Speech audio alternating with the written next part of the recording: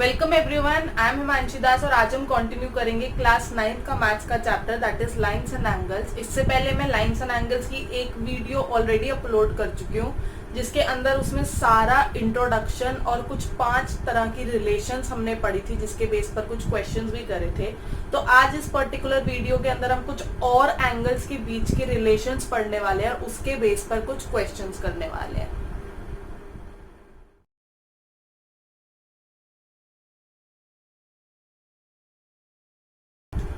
तो अब स्टार्ट करते हैं उन दो टर्म्स को समझ के जिसके बेस पर ये आज की पूरी वीडियो बनी हुई है। तो that is first is parallel lines and second उसका ट्रांसवर्सल। तो suppose there are two lines, first is L and second is M. अब मैंने क्या किया, एल को भी दोनों साइड से एक्सटेंड करा और m को भी दोनों साइड से एक्सटेंड करा और ये चीज ऑब्जर्व करी कि ना ही राइट हैंड साइड पर और ना ही लेफ्ट हैंड साइड पर कहीं भी l और m जो है वो इंटरसेक्ट करने वाले हैं। तो I say that l is parallel to m। ये चीज हमने बचपन में भी पढ़ी थी। Now come to the transversal part. Transversal is nothing but an another line जो कि एक पैरेलल सेट ऑफ लाइंस को क्रॉस कर रही है किसी भी एक पर्टिकुलर एंगल पे except for zero. It can be 90 degree, it can be anything but not 0 और 180 क्योंकि फिर वो पैरेलल ही बन जाएगी, राइट। तो हम कोई भी ऐसी लाइन जो सेट ऑफ पैरेलल लाइंस को पूरा क्रॉस कर रही है उसको हम नाम दे देते हैं ट्रांसवर्सल, जिसकी कुछ खास कंडीशन नहीं होती। Suppose this line is P। तो अब एक सिचुएशन लेते हैं कि मैंने एक एक्स्ट्रा ट्रांसवर्सल बनाया L और M पे that is Q such that P is also parallel to Q। तो मैं अगर यहाँ पर देखूं तो मुझे बहुत सारे एंगल बनते हुए दिख रहे हैं, राइट। तो उन्हीं एंगल्स के बेस पर कंडीशन प्रोवाइडेड की जो हमारी लाइंस है वो पैरेलल है और उनके ट्रांसवर्सल्स भी है वो पैरेलल है। हम इसी के बेस पर कुछ 3 और एंगल्स की रिलेशन को पढ़ने वाले हैं। तो मैं सिंपली इनको नेम दे रही हूँ एंगल्स को 1 2 3 4 5 6 7 8 9 10 11 12 13 14 15 16। तो यहाँ पर मैंने कुछ हद तक 7th के अंदर भी यही चीजें पढ़ी थी कि कॉरेस्पॉन्डिंग एंगल्स क्या होते हैं,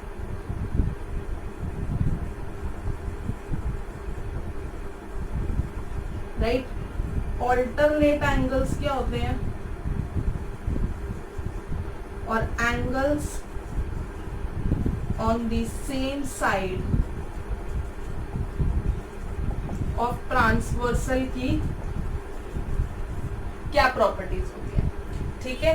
तो कॉरेस्पॉन्डिंग एंगल्स की बात करें तो दैट इज जो भी एंगल, अगर ये ट्रांसवर्सल है और ये मेरी पैरेलल लाइन है और अपर साइड पर मैं उसके राइट हैंड साइड वाला एंगल देख रही हूँ फॉर सपोज 1, तो सिमिलरली उसके नीचे में भी मैं वही देखूंगी कि जो अपर साइड पे राइट हैंड साइड वाला एंगल है वो हो जाएंगे कॉरेस्पॉन्डिंग पेयर्स, कॉरेस्पॉन्डिंग एंगल्स के पेयर्स। और अगर मुझे गिवन है कि ये मेरी जो 2 लाइंस थी वो पैरेलल है तो मेरे कॉरेस्पॉन्डिंग एंगल्स जो है वो जाते हैं इक्वल, राइट। बट पता होना चाहिए कि अगर ये पैरेलल है वो तभी इक्वल होंगे, अदरवाइज वो इक्वल नहीं होंगे, बट उनका नाम कॉरेस्पॉन्डिंग एंगल जरूर होगा। सिमिलरली अगर मैं दूसरे पेयर्स देखूं तो यहीं से देखूं तो अपर साइड पे left hand side, upper side पे लेफ्ट हैंड साइड, तो angle 4 is equal to angle 9। यहाँ पे बात करें तो 3 लेफ्ट हैंड साइड पे नीचे की, लेफ्ट हैंड साइड पे नीचे की, तो angle 3 is equal to angle 12। और ऐसे आप बहुत सारे पेयर्स और बना सकते हो, ठीक है। तो कॉरेस्पॉन्डिंग एंगल्स के अंदर हमने क्या देख लिया, अगर मेरी 2 लाइंस पैरेलल है और उस पे एक ट्रांसवर्सल जा रहा है तो जो मेरे कॉरेस्पॉन्डिंग एंगल्स होते हैं वो क्या होते हैं, इक्वल होते हैं। ऑल्सो अगर मुझे गिवन है कि 2 लाइंस है, ट्रांसवर्सल है और जो मेरे कॉरेस्पॉन्डिंग एंगल्स इक्वल है तो मुझे ये ऑटोमेटिकली पता चल चुका है कि जो भी मेरी 2 लाइंस थी जिसके ऊपर से ट्रांसवर्सल जा रहा था वो क्या हो गई है, इक्वल, वो पैरेलल हो गई है, ठीक है। Next is again alternate angles. Alternate angles के अंदर हमने सबसे बेसिक सा पढ़ा था कि जिसपे भी z बन रहा होता है वो होते हैं हमारे ऑल्टरनेट एंगल्स। या नॉर्मल सी बात करूं, अगर मैं इंटीरियर साइड्स पर देख रही हूँ, एक एंगल लेफ्ट का एक एंगल राइट का, और वो हो जाते हैं हमारे ऑल्टरनेट एंगल्स का पेयर। और अगर मेरी दो लाइंस पैरेलल है तो ऑल्टरनेट एंगल्स जो होते हैं वो भी क्या हो जाते हैं, इक्वल हो जाते हैं। ऐसे दूसरे पेयर्स अगर हम देखें 7 के लिए 13 हो गया, एक्सटर्नली बात करें अगर हम 5 के लिए 15 हो गया एंड 6 के लिए 16 हो गया। ऐसे ही आप इस साइड के भी अपने आप से ढूंढ सकते हो। अगेन अगर ऑल्टरनेट एंगल्स मुझे इक्वल गिवन है तो डेफिनेटली जोन सी भी दो लाइंस होगी वो क्या होगी, ऑटोमेटिकली पैरेलल काउंट हो जाएगी। Now comes the angles on the same side of the transversal. Same side का क्या मतलब है कि अगर हम इंटीरियर काउंट कर रहे हैं तो वो इंटीरियर ही होगा और अगर हम राइट साइड को काउंट कर रहे हैं तो वो राइट साइड होगा। तो जैसा कि ये इंटीरियर एंगल है, इंटीरियर मीन्स जो इस डब्बे के अंदर आते हैं, तो this is an interior angle and on the right side of this transversal तो एंगल 2 और एंगल 10 का पेयर बन रहा है angles on the same side of the transversal की। और उसकी प्रॉपर्टी क्या होती है कि दे आर सप्लीमेंट्री एंगल्स। ऐसे ही अगर मैं देखूं 3 और 9 का भी हमें पेयर मिल जाएगा, एक्सटर्नली देखूं तो 4 और 12 मिल जाएगा एंड सो ऑन। ठीक है, तो अगेन अगर मुझे गिवन है angles on the same side transversal अगर सप्लीमेंट्री है तो दैट मीन्स मेरी दोनों लाइंस जो है वो पैरेलल है। तो अब हम देखते हैं अगर सपोज ये थी मेरी एल और एम जो कि मुझे बोला गया है कि पैरेलल है, मैंने उसके बीच में से एक और लाइन ड्रॉ करी for suppose T and I am saying that L is parallel to T. तो ये एक मेरी प्रॉपर्टी होती है फॉर सपोज अगर A is equal to B and B is equal to C तो ऑटोमेटिकली ए और सी इक्वल हो जाते हैं, राइट। तो सिमिलरली अगर एल पैरेलल है एम के और एल पैरेलल है टी के तो ऑटोमेटिकली जो है मेरी एम और टी भी जो है वो पैरेलल हो जाएगी। तो देखते हैं कुछ examples on the basis of the relation of corresponding angles, alternate angles and angles on the same side of the transversal. तो मुझे गिवन है पी क्यू और आर एस जो है वो पैरेलल है, angle M X Q is given as 135 degree and angle M by R is given as 40 degree. तो पहले तो मैं अपने गिवन लिख लेती हूँ, मुझे क्या क्या गिवन है। तो first is I am given as P Q is parallel to R S. Second मुझे गिवन था एंगल एम एक्स क्यू जो है वो 135 डिग्री था और थर्ड मुझे गिवन है कि angle M by R 40 degree था। तो मुझे फाइंड करना है angle M X M Y. तो अब मैं करती हूँ इसको सॉल्व, पर अगर मैं ध्यान दूं तो मेरे पास दो लाइंस तो है पर मुझे पता है कि अगर चाहे मुझे ऑल्टरनेट एंगल्स यूज करने हैं, चाहे मुझे कॉरेस्पॉन्डिंग एंगल्स की प्रॉपर्टी यूज करनी है, चाहे मुझे angle on the same side of the transversal चाहिए, तो मुझे एक ऐसी स्ट्रेट लाइन चाहिए जो कि दोनों पैरेलल लाइन से क्रॉस कर रही हो, बट ऐसी कोई भी लाइन नहीं है। तो कोई बात नहीं, हम क्या करते हैं, हम एक एक्स्ट्रा पैरेलल लाइन बना देते हैं ताकि मुझे ट्रांसवर्सल्स मिल जाए। फॉर सपोज मैंने इसको नाम दिया S T and I am saying that P Q is parallel to S T, that means obviously it is again parallel to R S also. तो पी क्यू और एस टी का pair देखे तो X M is counting as the transversal है। Similarly अगर R S और S T का pair देखे तो M Y is the transversal है, राइट। तो मैं कंस्ट्रक्शन कर रही हूं, draw S T parallel to P Q and parallel to R S. तो अब देखते हैं हमारा एंगल कैसे फाइंड करना है। अब मुझे एंगल फाइंड करना है this one, am I right. पर मैंने देखा कि जैसे ही मैंने अपना एक नेक्स्ट पैरेलल लाइन ड्रॉ करी है तो जो मेरे को एंगल फाइंड करना था वो दो पार्ट्स के अंदर डिवाइड हो चुका है, नॉट नेसेसरीली इक्वल पार्ट्स में, तो उसको इक्वल मत लेना। तो मैं उसको फॉर नाउ इसको एंगल 1 और एंगल 2 ले रही हूँ ताकि मेरा काम जो है वो आसान हो जाए। तो एंगल 1 की बात करते हैं, since PQ is parallel to ST और मेरा XM जो है वो ट्रांसवर्सल है, तो अगर मैं देखूं तो दिस एंगल MXQ और जो मेरा एंगल 1 था क्या वो same side of the transversal वाले एंगल्स नहीं बन रहे हैं। तो वही मेरी कंडीशन हो जाएगी, that is angle 1 plus angle MXQ would be equal to 180 degree, क्योंकि यही प्रॉपर्टी हमने पढ़ी थी, angles on the same side of the transversal की। Am I right? तो अगर मैं वैल्यूज पुट करूंगी तो यहाँ पे angle 1 plus angle 135 degrees is equal to 180 degrees आ रहा है। तो एंगल 1 की वैल्यू आ गई है 40 डिग्रीज। M I right? तो इसको 45 डिग्रीज, तो इसको मैं ले रही हूँ अपनी equation number 1। M I right? अब देखते हैं हमारे एंगल 2 की बात। तो अगेन मेरा एस टी और आर एस पैरेलल है, एम वाई मेरा ट्रांसवर्सल है। तो अगर मैं ध्यान से देखूं तो ये एक उल्टा जेड फॉर्म हो रहा है। दैट मीन्स वो कौन से एंगल्स होते हैं, वो ऑल्टरनेट एंगल्स है, right? Since S T is parallel to R S and जो मेरा एम वाई है वो ट्रांसवर्सल है, तो मेरा angle 2 is equal to angle MYR. Why? Because they are alternate interior angles. तो that means मेरा एंगल 2 जो था वो 40 डिग्री हो गया।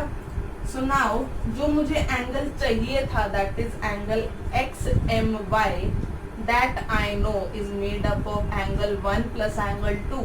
तो जैसे ही मैं इनकी वैल्यूज पुट करूंगी 40 प्लस 45, तो मुझे मेरा आंसर मिल जाता है 85 डिग्रीज। तो देखते हैं हमारा next example. It says if a transversal intersects two lines such that the bisector of a pair of corresponding angles are parallel, then prove that the two lines are also parallel. तो मुझे कोई भी दो lines given है, that is suppose A B, और यहीं से मैं बात करूं तो सी डी, ठीक है। अब मुझे गिवन है उसका एक ट्रांसवर्सल है, तो let it be X and Y, fine. अब मुझे गिवन है कि इस पूरे फिगर में जो एक कॉरेस्पॉन्डिंग एंगल्स का पेयर होगा, फॉर सपोज मैं इसको ले रही हूँ वो कॉरेस्पॉन्डिंग का एंगल्स का पेयर, उसका जो एंगल बाइसेक्टर्स होंगे, तो ये है मेरे एंगल बाइसेक्टर, इसको हम नाम दे देते हैं DE एंड FG। तो ये जो मेरे एंगल बाइसेक्टर्स हैं, I am given that they are parallel, so I have to prove that AB और CDB जो है वो पैरेलल होगी। तो सबसे पहले मैं अपना गिवन लिख लेती हूँ। गिवन मुझे क्या क्या है, that is ED and GF R angle bisectors of angle XDA and angle DFC respectively। तो आप नेमिंग कैसे भी कर सकते हो, बट मैं अपना थोड़ा टाइम और काम बचाने के लिए इनको एंगल 1 2 3 4 ले रही हूँ। तो दिस शोज कि एंगल 1 जो है वो एंगल 2 के इक्वल होगा और एंगल 3 जो है वो एंगल 4 के इक्वल होगा, राइट? तो दूसरी चीज मुझे गिवन है कि जो मेरी ED जो है वो पैरेलल है GF के। So now comes to prove. मुझे टू प्रूव क्या करना है कि AB पैरेलल है CD के। तो अब हम देखते हैं अपना प्रूफ। अब अगर मैं देखूं, अगर मुझे गिवन है ED और GF पैरेलल है, तो क्या DF उसका ट्रांसवर्सल काउंट कर सकते हैं हम लोग, राइट? तो वही देखूं, since ED is parallel to GF and DF is a transversal, therefore कोई भी एक कॉरेस्पॉन्डिंग एंगल्स का अगर मैं कोई भी एक पेयर लूं, for suppose angle 2 is equal to angle 4, that is they are corresponding angles. Am I right? Now अगर एंगल 2 और एंगल 4 इक्वल है, अगर 4 इज इक्वल टू 4 है, तो क्या उसके ट्वाइस भी इक्वल होंगे? तो therefore twice of angle 2 is equal to twice of angle 4 लिखना गलत नहीं होगा, right? As I know angle twice of angle 2 क्या होगा? एंगल ट्वाइस ऑफ एंगल 2 को मैं एंगल 2 प्लस एंगल 2 लिखूं और ट्वाइस ऑफ एंगल 4 को एंगल 4 प्लस एंगल 4 लिखूं तो भी शायद कोई गलती नहीं है।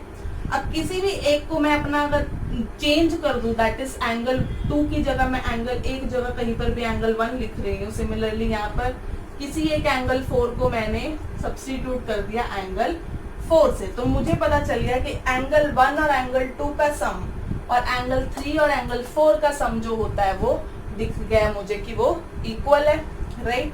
अब एंगल 1 प्लस एंगल 2 एक्चुअली में है क्या, that is angle X D A है। सिमिलरली एंगल 3 और एंगल 4 है क्या, डी एफ सी है। तो अगर मैं ध्यान दूं तो ये वाले एंगल्स जो है वो ए बी और सी डी और एक्स बाय ट्रांसवर्सल के कॉरेस्पॉन्डिंग एंगल्स है। तो since they are corresponding angles and equal, तो मुझे पता चल गया कि ए बी जो है वो पैरेलल है सी डी के। Am I right? तो अब देखते हैं हमारा नेक्स्ट क्वेश्चन। मुझे गिवन है कि ए बी पैरेलल है सी डी के और सी डी पैरेलल है ई एफ के। Also E A is perpendicular to A B और एंगल बी ई एफ जो है मुझे 55 डिग्रीज गिवन है। तो I have to find the values of X Y and Z. तो पहले देखते हैं मुझे क्या क्या गिवन है। तो द फर्स्ट थिंग इज कि मुझे गिवन है ए बी जो है वो पैरेलल है सी डी के। सेकेंड चीज मुझे गिवन है सी डी जो है वो पैरेलल है ई एफ के, राइट। और थर्ड चीज मुझे गिवन है ई ए जो है वो परपेंडिकुलर है ए बी के। चौथी चीज मुझे गिवन है कि एंगल बी ई एफ की वैल्यू जो है वो 55 डिग्रीज है। मुझे फाइंड करने हैं angle X, angle Y and angle Z. तो देखते हैं कैसे होंगे। अब खुद देखो, अगर ए बी गिवन है सी डी का पैरेलल है और सी डी गिवन है ई एफ के पैरेलल है, तो क्या ऑटोमेटिकली ए बी और ई एफ आपस में पैरेलल हो जाएंगे? तो पर ये चीज मुझे शो करनी पड़ेगी कि वो दोनों पैरेलल कैसे हैं। तो since A B is parallel to C D and CD is parallel to EF, therefore AB is also parallel to EF। और अब मैं देखो AB और EF मेरी पैरेलल प्रूफ हो चुकी है, तो AE is the transversal acting there। अब अगर मेरा AE ट्रांसवर्सल है तो क्या ये दोनों एंगल्स मेरे सप्लीमेंट्री होंगे, that is angle EAB plus angle AEF would be 180 degree because they are the angles on the same side of the transversal, right? तो अब देखो EAB was given as 90 degree, AEF की अगर मैं बात करूं तो वो दो पार्ट्स में डिवाइडेड है, दैट इज एंगल Z और एक मुझे गिवन है एंगल 55 डिग्रीज। तो यहाँ से आप जैसे ही सॉल्व करोगे तो एंगल Z की वैल्यू आ रही है 35 डिग्रीज, फाइन। तो एंगल Z मुझे मिल चुका है। अब बात करते हैं एंगल Y पे। अब अगर मुझे गिवन है CD पैरेलल है EF के, तो क्या मेरा DE जो है वो ट्रांसवर्सल नहीं हो जाएगा? तो since CD is parallel to EF and DE is a transversal, तो मेरे angle XDE plus angle DEF would also be supplementary because they are also the angles of the same side of the transversal, right? तो angle Y plus angle 55 would be equal to 180 degrees। तो angle Y की value आ रही है 125 degree, sorry.